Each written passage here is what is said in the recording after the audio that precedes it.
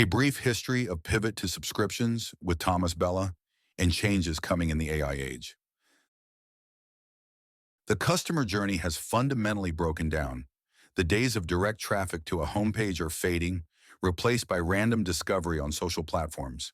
What can news publishers do, and how are the best ones adapting? Find out in this interview with Tomas Bella, Chief Digital Officer of Dennik N. Tomas Bella, Chief Digital Officer of Dennik N, talks in this interview of the Minimum Viable podcast by Lightning Beetle, a customer experience studio, about the massive transformation of the media landscape, moving from the golden age of print advertising to the modern necessity of reader revenue. With host Michal Blase, the co-founder of Lighting Beetle, they explored the strategic errors of the past, such as the pivot to video, and analyzed the psychology behind why users eventually agree to pay for content. The conversation covered the development of open-source tools like REMP to track subscription metrics, the controversial practice of measuring journalists by sales, and the future impact of TikTok and AI on information consumption.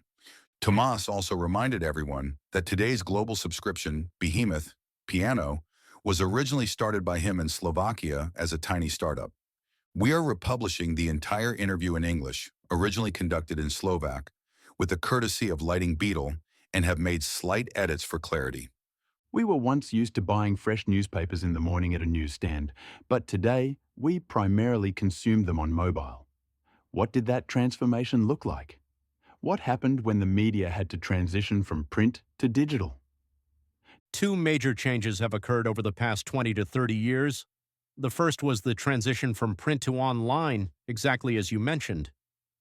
The media had their golden age in different countries at different times, but mostly in the 80s, some still in the 90s, when they were cash cows, especially in America, with huge margins, very profitable. There are legendary stories from that time about journalists who wrote one article a year and were employed, and this was considered normal. If the article was supposed to be good, it needed at least 6 months or a year because these were enormously profitable media companies. These times ended with the arrival of the web and the internet, when attention suddenly started shifting from print to online. The decline from print began, and it's been continuous for the past 20 to 30 years. Then there was a second, somewhat less visible change. Even on the web, there was what you could call a golden age, when traditional media advertising revenues were large because there wasn't much competition. Social media didn't exist yet, and advertising was sold simply. You'd buy 100,000 views or 1,000,000 views. With the arrival of social media and many other innovations, advertising revenue from traditional media started declining. This brought the second transformation from a model where media depended on advertising revenue to a model where an increasing number of them got most of their money from users or readers. This isn't really a new model either. In the 70s and 80s, people subscribed to paper newspapers normally, including here. Then the big internet boom came, and we realized that the competition for attention on the web is so fierce, and especially social media's ability to target advertising is extremely effective, that it's very hard to compete. It's also hard to compete in user-generated content and so on. So many media outlets started returning to the model where they need most of their money from readers, and the higher the quality of the media, the more dependent they tend to be on readers. For tabloid media, the model of writing articles with huge readership and doing clickbait with massive numbers of views and living off advertising still works. But the more a medium wants to focus on quality, the more it wants to do investigative journalism and so on, the less the advertising model works, and the more it needs reader revenue from subscriptions. Were there things you perhaps thought 10 to 15 years ago would be the future that ultimately didn't pan out? There were an incredible number of dead ends. When the big social media platforms appeared, or even when giants like Google emerged, media managers logically didn't know what was happening, and nobody knew what the future held. Anything new and shiny that appeared, let's go there. Many of us were really at the mercy of Facebook's algorithms. There's the famous pivot to video, a well-known joke in the journalism and publishing industry. At one point, Facebook heavily promoted live video. You might remember a few years ago, everyone was broadcasting live from press conferences, even regular people, simply because Facebook's algorithm rewarded it with massive reach.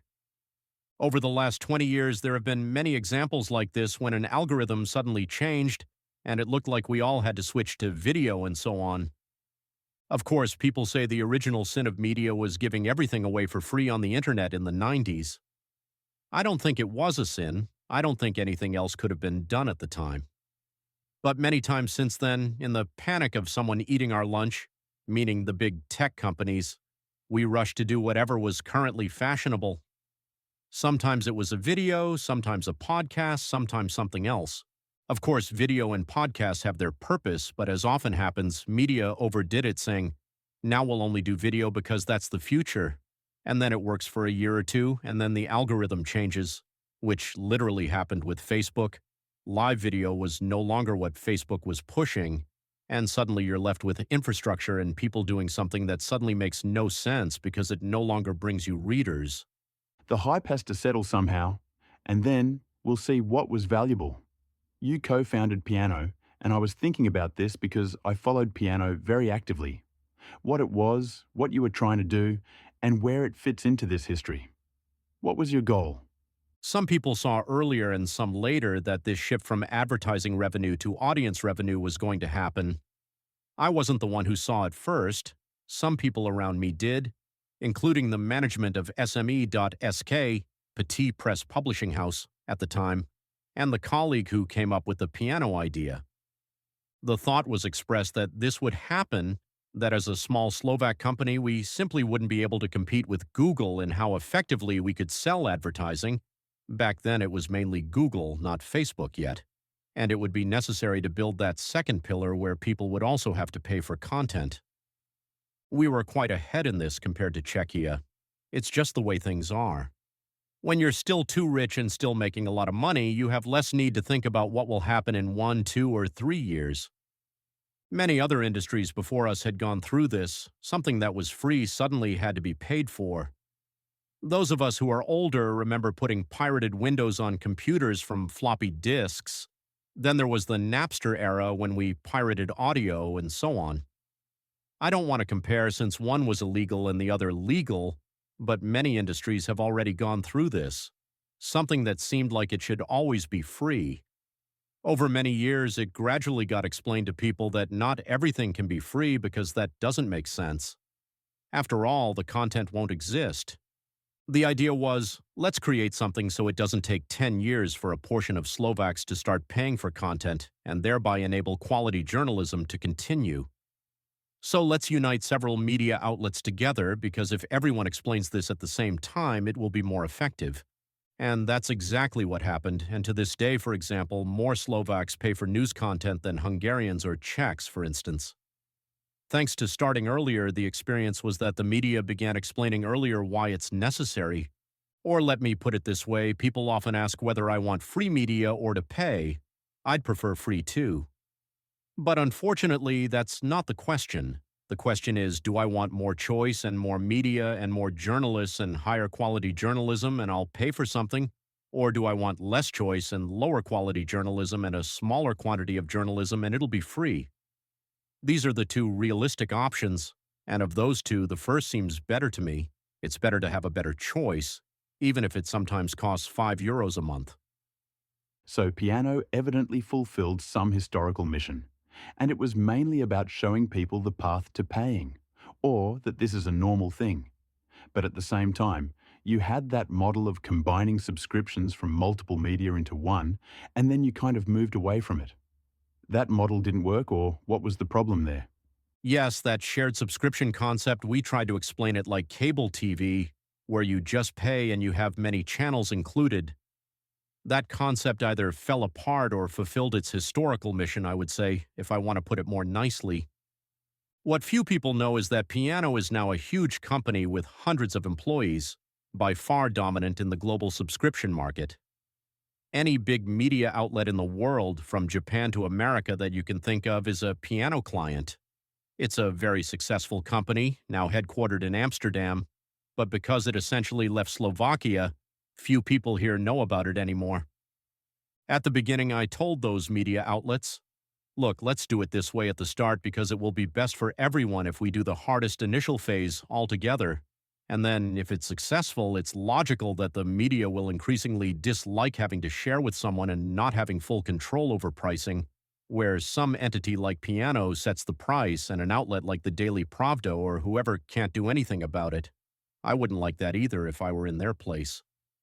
So it was a logical phase that, in some form, did help us leap ahead in the first few years compared to neighboring countries in how many people started paying. But at some point, the disadvantages started bothering those media outlets more, and many said they'd either stop doing it if they were unsuccessful in that system, or they'd do it themselves because they'd learned enough, and so on. All right, so we've talked about Slovakia, where it was perhaps somewhat accelerated by Piano. What does it look like globally? How is the customer gradually getting used to paid media around the world? Are there any regional differences in this? There are big differences, but mainly it's determined by how early they started.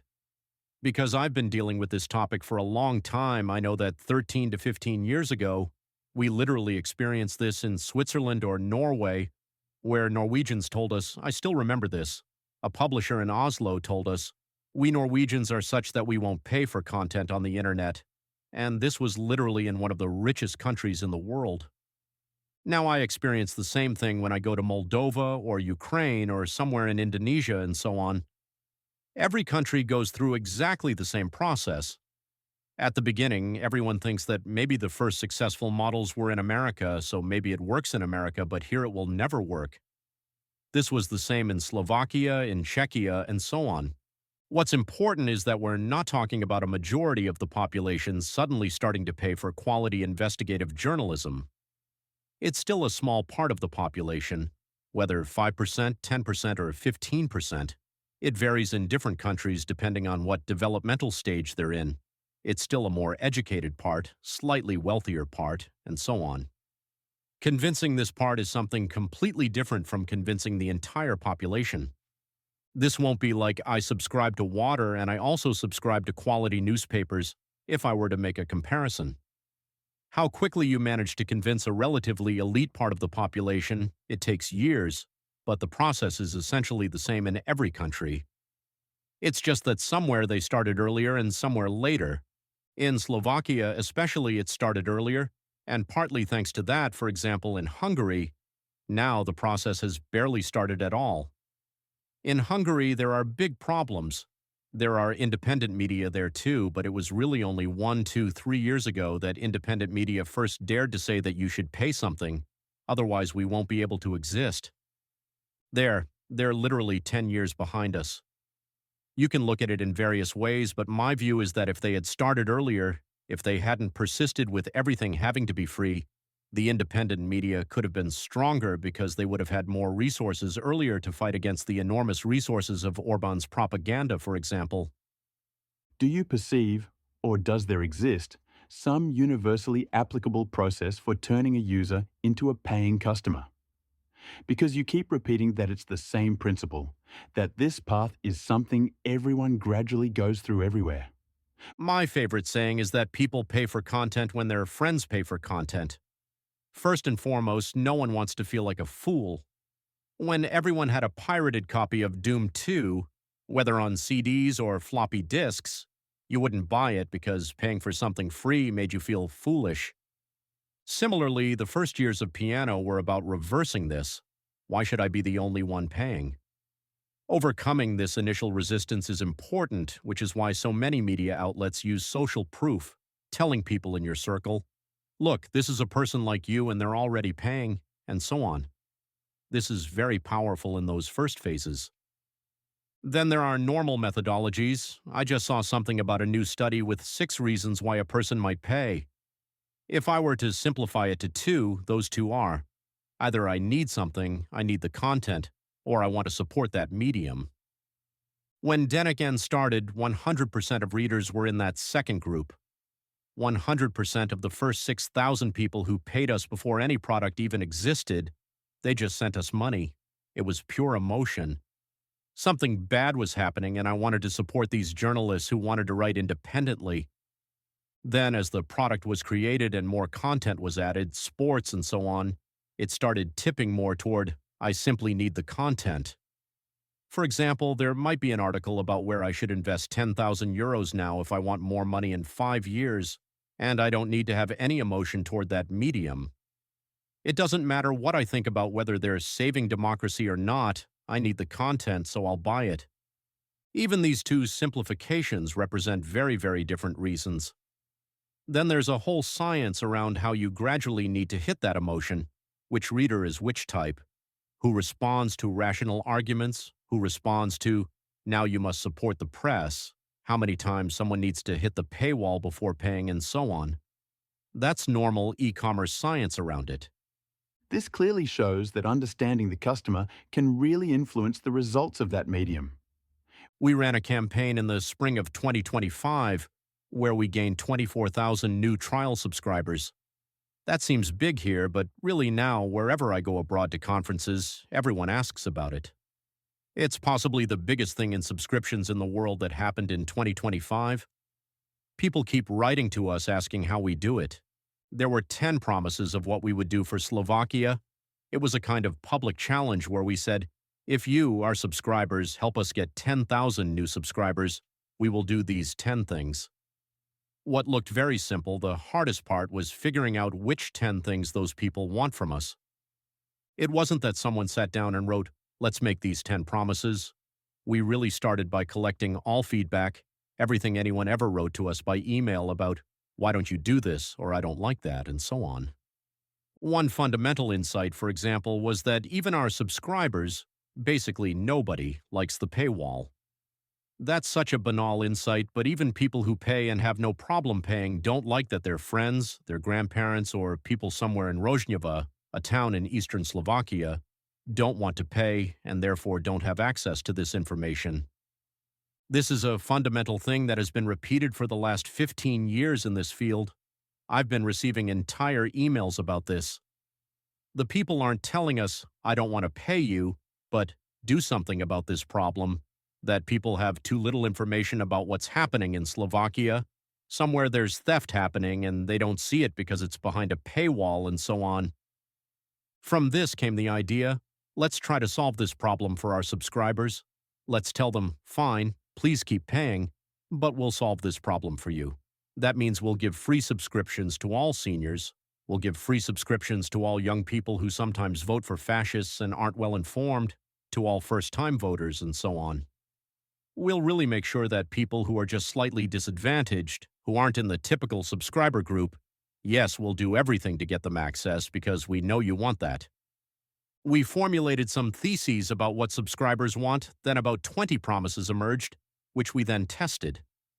We took a relatively small group of existing subscribers and let them vote on what they'd want Dennik N to do. For example, it emerged that yes, we should unlock our old texts so people can access investigative stories about what the government did wrong 2 years ago, and so on. Then we did big calculations about what each promise would cost, because you need to calculate whether unlocking old texts costs us 10,000 or 100,000. Only through a very long process of comparing what we can afford and what people really want from Dennik N did that list of 10 promises emerge. It was a process that took 4 to 5 months. Based on that, by precisely hitting what readers imagined we should be doing, solving the problem that troubles them, that yes, I pay, but how does my grandfather get access to information? Well, here's a form he can fill out and we'll send small printed newspapers there for free. By hitting exactly this emotion, it became the most successful campaign not just in Slovakia, but anywhere in a wide radius, in subscriptions for many years. Wow, congratulations, that's basically a textbook design process I just heard. I've read that Dennik N is quite data-driven, but did you follow a design process or did it happen naturally? No, we're not so advanced that we'd know how it's supposed to be done. It just happened naturally through really long debates. Mostly we're very agile, I'd say now. We're capable of launching a campaign within 24 hours. Someone complained that we give free magazines to schools, so within 1 day a big campaign was running about giving magazines to schools, and that people could contribute more. But this was the first time in 10 years that we were really preparing a campaign half a year in advance and thinking about it every week. There wasn't any formal process. Maybe if we knew one, it would have been better. But just by sitting for a long time and talking about what might work, and talking to many other media outlets, for example, we have one such medium in Denmark with whom we have good cooperation. We took some parts from them, like how to count referrals, gamification of the process where the person knows how many people registered through them and gets thanks for each one. Some elements were taken from others where we saw it working, and now many are taking this from us. I saw in Croatia, for example, we also have a well-known medium there that's also exactly 10 years old, about half a year younger than us. They precisely copied this campaign with our permission, including the design, and even translated our exact promises. But will it work for that local market? It works. They're very happy. They're much, much smaller than us, but literally where we had all Slovak seniors get something, they just had all Croatian seniors get something. They're very happy with the result now, and even the design is ours. That's localization par excellence then. Excellent. The New York Times, I think, has special sections where they try to engage people with recipes. They clearly target different audience segments and try to grow the medium. With Dennik N, it's clear that I'm paying for quality investigative journalism, maybe protection of democratic values. These are the motivations. But these larger media that need to reach multiple segments to maintain healthy cash flow, they'll probably grow differently too. What are the possibilities there, and where is the market heading? Yes, many are already copying that New York Times strategy, and we'll also have our first game out in a few weeks. It has been launched since, which has been in development for over a year, and I hope it'll be out soon. The New York Times has cooking and games, if I remember correctly, and more than half of their subscribers are now coming via cooking and games rather than the news. So, yes, it's a logical step.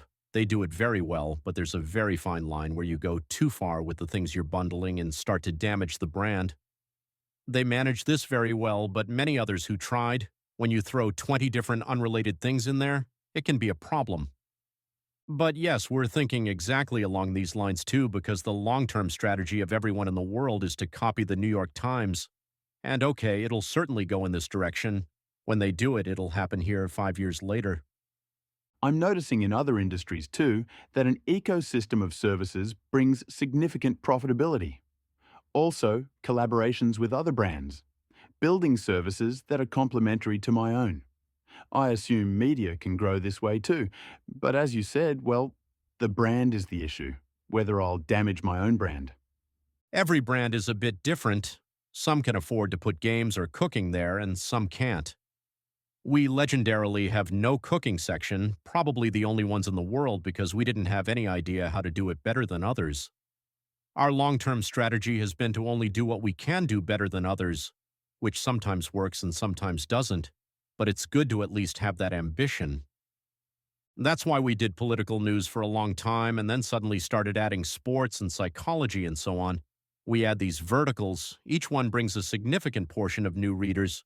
We don't write about cars yet, that's still left, but probably not many others remain. Then, of course, you come to a point where you don't just come to work and do nothing this year because you have all the verticals. You start thinking up things like maybe cooking or games, but ideally something that's neither cooking nor games, something completely new that nobody has thought of yet, but I'll think of first. But I don't know what yet. Maybe I'll go to a different topic now. I recently did a project for SME.sk where we redesigned their mobile homepage, analyzed data, and I was really surprised by how the customer journey has changed. I'm probably still very traditional because I go to the homepage and look at the articles there and then read what interests me. I expect some curation behind that homepage. But most of the traffic comes from social networks. The second thing I noticed is that most of those people who come to that medium are non-paying customers, from my perspective, headline readers. And when we did qualitative interviews, those people told me that's how they get their picture of Slovakia, they read the headlines, which is itself quite a tragedy. What I wanted to ask is, how has that customer journey changed? How do people find their way to news today if it's no longer through looking at the homepage and making their own selection of articles to read? Over the last, let's say, 10 years, the biggest shift has been from people going to the website, typing denniken.sk and looking at the page, to coming randomly to articles, mainly from social media. This was the time of Facebook dominance, where the main landing page was the article itself. You get into the text, and then there's this sort of dirty secret of the media. Okay, when I have 1 million or 2 million unique visitors in audits, I know that the absolute majority of those uniques don't even know where they were. They just clicked away somewhere in a browser, in the Facebook browser or something, ended up there once or twice and didn't even realize they were there. They just read a bit. Now, several more scary things are coming for the media at once. First, Facebook is dramatically declining. Video is still growing, mainly on Instagram, TikTok, and so on, which generates far fewer click-throughs to websites. Before, we complained that it was so bad because people used to go to the front pages, and now they only come to articles from Facebook. We didn't like that. Now we won't even have that. We'll look back on those as the good old days. Suddenly, the news consumption for many people means I saw a video on TikTok and it doesn't even occur to me to click through somewhere. Either the editor did it in 15 seconds, told me what's new, and in the ideal case, I'll watch that editor's video, but 90% of the time it'll be someone else, some influencer or random person who tells them what happened. And really, for people from our generation, it's, of course, a very scary experience to see that people not only watch news on TikTok, but even search, I want to know what's happening with Russia or something, so I'll search on TikTok for what TikTok videos will show me about what's happening in Ukraine. This is really happening. These people walk among us, and there'll be more and more of them. So we've come to the topic of how terrible today's youth is. At the same time, I think there'll be a dramatic decline in search too, as more and more searching happens through AI or chatbots.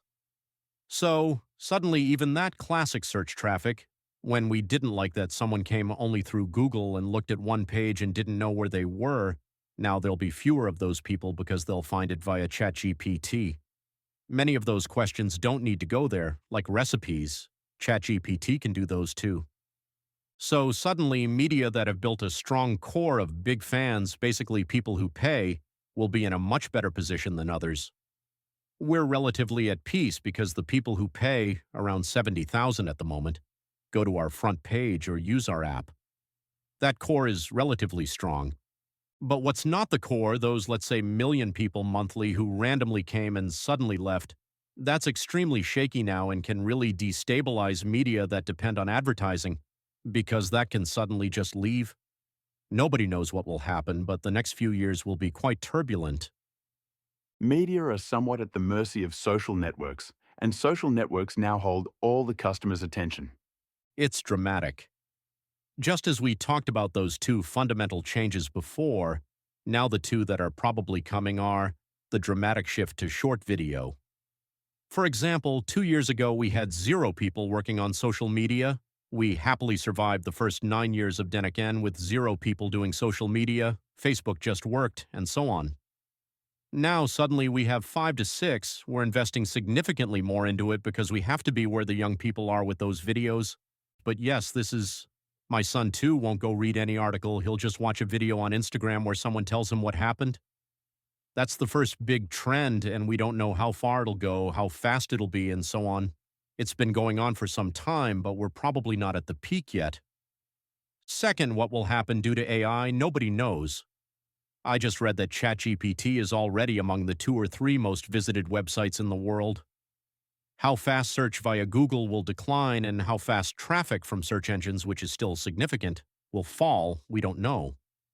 But that could also be a big thing when suddenly people will search much more through ChatGPT and not through tools that bring traffic to those media. Most media create personalities from their editors, or I don't know if most do. It's necessary. Can you monetize that content on social networks? Is the only path still getting them to your website, into your app, turning them into paying customers, that long shot? But directly from the information they put on social networks, that's not monetizable? No, well, you can partially monetize YouTube, and the problem is market size. For example, YouTubers in Poland are something completely different than those in Slovakia, because Poland is simply so big that you can be only moderately successful and have enough money to live and do it as a job. That means even explicitly journalistic projects where one YouTuber makes quality YouTube videos, that's a big thing that exists in Poland. Here, just by shrinking the country, when renting a studio costs the same in Slovakia and Poland, but you have 7 times fewer inhabitants. That suddenly completely shifts what's possible and what makes economic sense. So you get some income from YouTube, but not huge, and from Instagram or TikTok, you get basically no income. But what has changed slightly is that for the first time this year, Instagram is a source of conversions too. For years, we said it was really just a cost, and it's nice to be happy that you have some numbers, but you don't know what to do with them. You can only feel good that they're bigger than last month. Now it can bring conversions too, through the very uncomfortable method of using some software to give that person the link to click through. It's deliberately made so it can't really be done, but in the end, it can bring those conversions. But still, it's much more costly than revenue. Do you have a medium-term strategy for how you want to innovate, how you want to sell additional services? There's a list of many ideas we'd love to have in 3 months, but won't get to for 2 years. So that unintentionally creates a medium-term strategy because tickets are sitting there for 2 years. Rather than admitting incompetence for lacking a long-term strategy, I call it agility. Many times we could react quickly to things that were happening. For example, we launched Dennik N in 6 months from the first idea and Facebook status to launch, and we had no plan at the beginning of that year that in October we'd have a completely different newspaper in a completely different country. Same with Czech Magazine Respect, same with some other projects we had, and same with our own internal ones.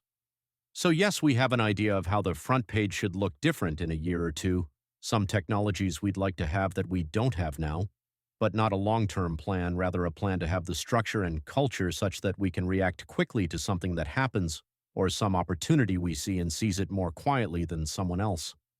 Clever pivot from strategy to agility.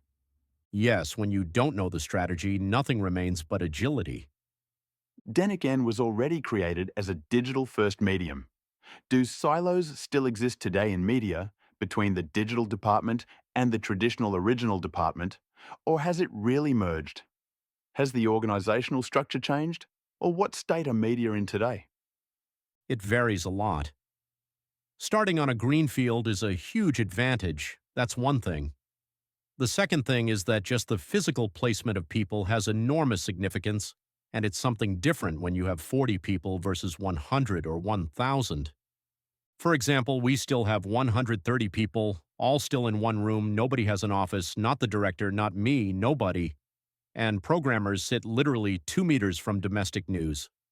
That has enormous significance because when something happens, and people are desperately shouting, the programmers hear that something isn't working.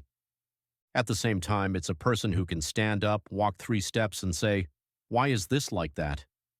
That's an insane advantage, and that can only be done when they're physically close. Otherwise, you have to replace it very carefully, and you can't fully replace it. And the same is that, yes, we had the huge advantage, it was extreme stress and extreme uncertainty and so on, but when we were created in 2014, we could set it up however we wanted. It was all built on doing online first, and then, as almost an afterthought, every day someone takes a few hours scattered throughout the day to take the best articles that came out and put them in the paper.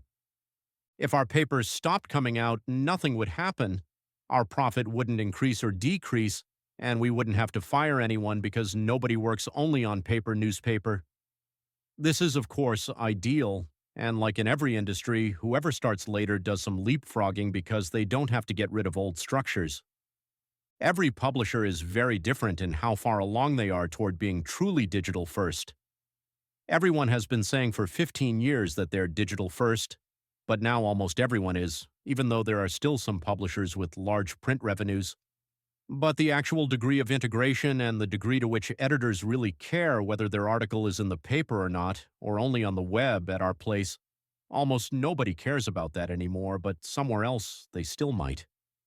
I find it surprising that premium American publications like The Economist and similar ones, a whole digital experience is pretty bad, and the subscription service around it is horrible. Clicking. It's tricky. The Economist is extremely successful on the web too. It's a bit deceptive in that, in many ways, you're hostage to your existing subscribers. Legendarily, our payment window when you go to subscribe to Dennik N is very strange, terribly complicated. If I saw it for the first time, I'd say, I can immediately see 6 fundamental errors, and all of this needs to be thrown out immediately. It's a mess, and so on. We worked with Financial Times, we worked with Google, we got feedback from them, and explicitly, a UX expert from Google and FT made us a new window saying, "You guys there in Eastern Europe don't know how to do this. This is how it should be." And then for about half a year, we worked with them, we explained, showed data, and so on. We have it very precisely calculated. When we put their window into an A/B test that ran for, I think, 3 months, it cost us about 100,000 euros in lost profit in how much less theirs sold compared to ours. So simply, the way it's done now is done that way, because we're constantly running new tests, but customer habit is so strong that we haven't been able to find a solution that could beat this in an A/B test. We might not like how it is now 100 times, but when you do it the way it logically should be, according to you, because people are used to something else, you can't do better. I'm always cautious, also because I have this experience that when we look at some website, often it's incompetence. Often many work on terribly old systems, especially American websites on terribly old software that was built for print, and then doesn't let them put the bundle this way, and it has to be that way. But often it just looks from the outside like it's not logical at all, but the readers of that specific medium think that's how it's logical. You received a grant from Google to create a state-of-the-art monetization tool called REMP, Readers Engagement and Monetization Platform. It's an open-source platform used by many publishers around the world. What is it exactly, and how does it help you with monetization and also understanding your users? What data do you collect? We started building it partly out of necessity because in 2014, most publishers were still focused on advertising. Most companies that supply software for publishers were also focused on advertising. We needed simple things like a CRM where we'd collect users who pay, and analytics where our editors could see how much each article sells in subscriptions. We couldn't find what we needed because everyone at that time, all analytics software, showed page views, and we weren't interested in page views. We're not in the page views business, we're not in the clickbait business. We almost don't care how many page views we have, not completely, but almost. So we said, okay, we have to make it ourselves, the way a medium focused on reader revenue needs it, so readers are as happy as possible and pay for subscriptions. So we made it ourselves, and then after some time, Google gave those grants for us to open source everything we had and develop some new features, so basically they paid for it to be software that anyone in the world can use, rather than just our software. And further, now 10 developers on our team are still continuously developing it. It's something we're completely dependent on because it's our software.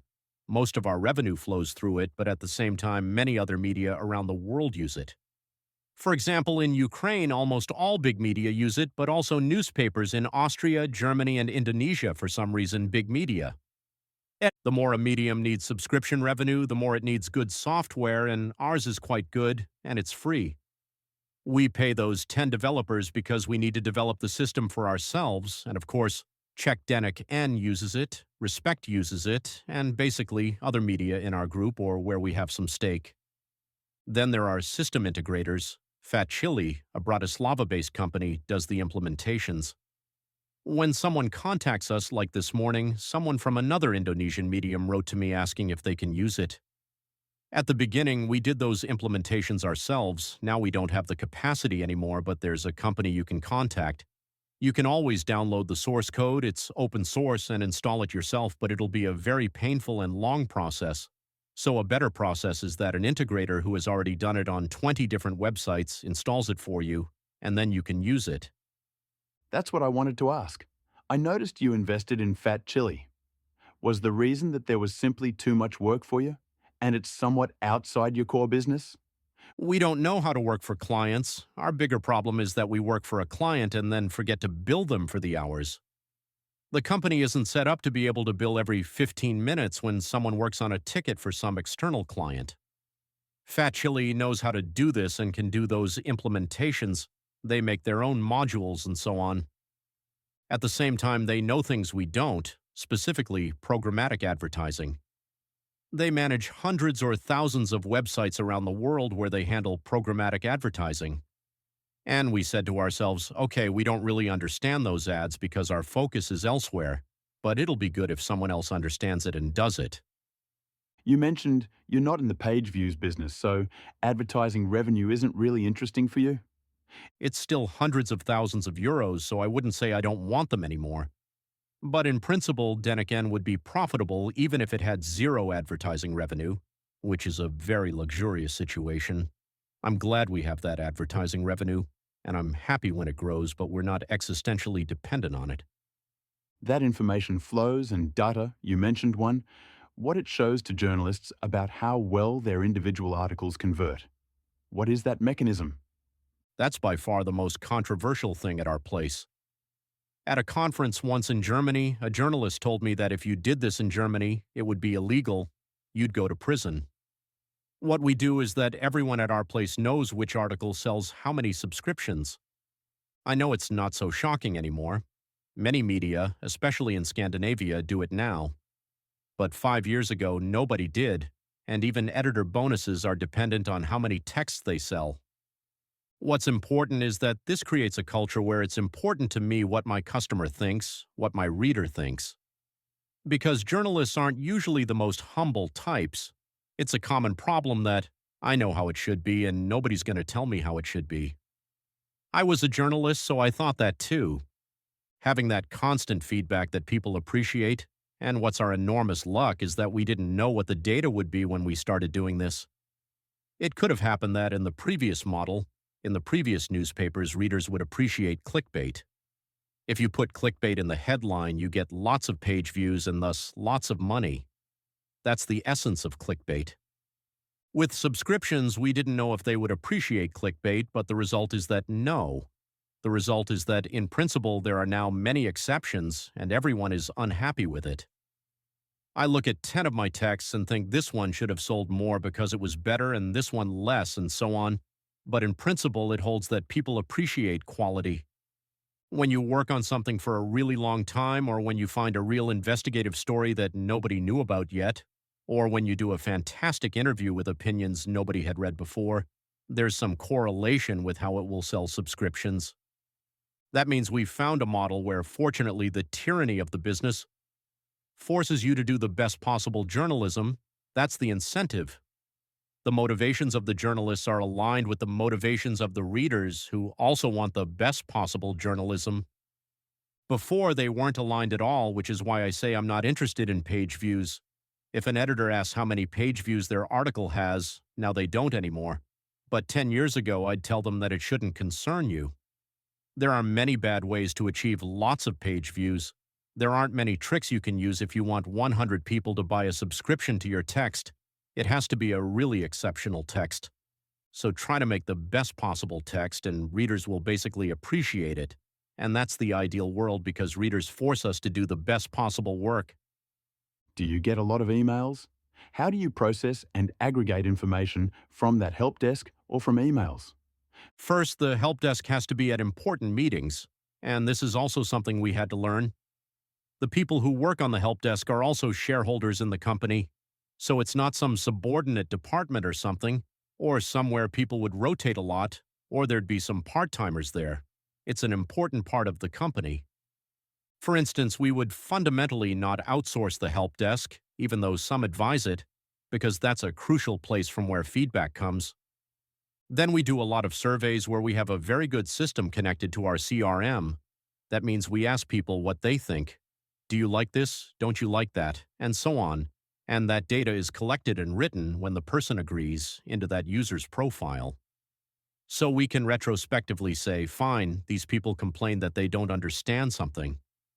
I can, in a few clicks, say, fine, I'll send them an email now that we've fixed what you didn't like, or here's a new feature. That works quite okay. One thing I often think about is how, in a globalized world where text translation isn't really a problem, and media like The Guardian and others provide quality global coverage, how is the role of local media changing? When we have automatic translation, does Dennik N or SME.sk still need to cover a lot about what's happening in the world? Is that even a topic anymore? This probably isn't some super secret, but information about events abroad isn't what's most important for most readers. It's not that newspapers sell because people want to know how the Taiwan crisis is developing. I'm simplifying somewhat. Of course, you can write very interestingly and with quality about foreign affairs, and it is being written, but at our place, domestic politics dominates significantly. And where you wouldn't expect it, for example, we do a very successful psychology advice column. We tried various things. We even tried adapting something similar from the Washington Post. Even there, even if the problem doesn't seem localized, that you have an issue with a disobedient teenager or something, that seems like a fairly universal problem. But even there, the localization problem is enormous. That means when you do a psychology column in Slovakia, it's much more attractive than when you translate from the Washington Post. We can translate from the Washington Post because we have their license. We can translate whatever we want, and we also have some other licenses. But it's much less effective than having a Slovak psychologist write it. And we could translate, and someone could do it automatically. But if it worked, we'd do it more. We do, I think, one text daily or so. So if Joe Rogan is hugely popular in America, probably when there's, which already more or less almost exists, the ability to listen to him in Slovak with automatic translation, he'll probably find some listeners in Slovakia too. I know many are already doing this. Podcasters or YouTubers normally clone their voice. If I were to say where the biggest technological progress in the last year occurred, it's in how extremely high-quality automatic voice can be. We just switched to a new technology. A year ago, at home, you still needed 50 hours of recordings to train a voice according to you, and now you need 2 minutes, and it simply generates your voice. What will certainly happen, as you rightly say, is that big foreign media will offer content in Slovak. But it's not among my top 10 worries because Joe Rogan still won't go to argue with the Slovak Prime Minister at a press conference, or write a commentary within 10 minutes about what the government just did or what just happened here somewhere. Or even just writing about foreign things like Ukraine from a Slovak context, it's not that easy to just take from German or American newspapers, so it's good for a Slovak reader. Few people realize this, but when you start doing it, as we have done when translating, you realize that a large part of a journalist's work is knowing what still needs to be explained and what doesn't need to be explained. What the reader understands and doesn't understand, whether you also need to explain where Kyiv is, and so on. So that's a large part of the work. I wouldn't lose sleep over this, as everyone will just read foreign newspapers, which probably won't happen. Finally, I'd like to ask a question I ask every guest. It's a design question. What is your biggest design challenge? I don't mean visual design, but rather something you'd like to change, where you see something that needs to move forward. And what's some challenge, maybe even a life challenge, you'd like to solve? I don't know about life, but I'll tell you a design challenge for Dennik N right now. For example, we know there's a problem that many people say they're tired of this, that you always have politics, that I don't want to see this person anymore, and you keep having them there and so on. There's a terrible conflict between a person's need to stay sane, because I can't watch the government members' press conferences every day, while at the same time having the media's conviction that we must control government power because that's what we're here for and we have to go there and keep asking them questions and so on, even though it keeps annoying those readers. So this sounds like an aesthetic problem, but it's a design problem because we really think a lot about when a person comes to our front page, how to demonstrate that we're doing investigative journalism while at the same time not unnecessarily depressing that person with just 5 things happened and they're all bad. We don't have solutions for this. We have some hypotheses, but it's a long-standing problem. For example, we measured whether by any chance political things are too often in the first positions compared to others, given their performance and so on. Some changes were made there. It's a fundamental issue because you have one page that can be personalized or not, but you have many different personas, those people who... Even the same person, sometimes I'm in the mood to read what Fico said, but sometimes I'm not. And how do you build the product to recognize how much more bad news I can still take, and when I already want to read something positive? That's a real big challenge for which we don't have solutions. We have many different ideas, but none of them is winning yet. This is the end of the interview. If you like what you heard, follow the FatChilli Playbook podcast on Spotify, YouTube, or your favorite podcast player, and subscribe to the FatChilli newsletter. Find the link in the description. Thank you for listening.